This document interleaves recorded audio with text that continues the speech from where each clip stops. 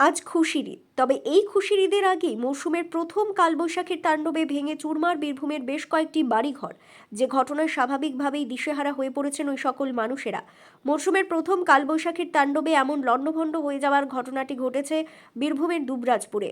দুবরাজপুর ব্লকের অন্তর্গত যশপুর গ্রাম পঞ্চায়েতের সাজিনা গ্রামে গতকাল অর্থাৎ শুক্রবার রাতে কিছুক্ষণের জন্য স্থানীয়ভাবে ঘূর্ণিঝড়ের তাণ্ডব লক্ষ্য করা যায়।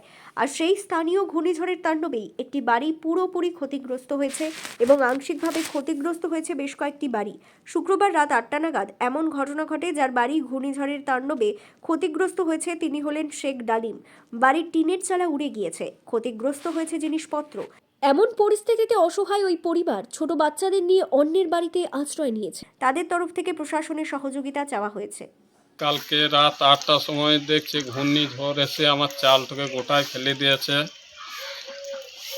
বউ বাচ্চা নিয়ে একটা আছে 5 বছরের মেয়ে, একটা আছে 10 দিনকার বাচ্চা। তাদেরকে নিয়ে কোনো দিশি পেয়েছিলাম না, কোল কিনারা খুঁজে পেয়েছিলাম না। তো পাশে পাশে যদি প্রশাসন আমার থাকে তো খুব ভালো হয়, সুব্যবস্থা করে দেন।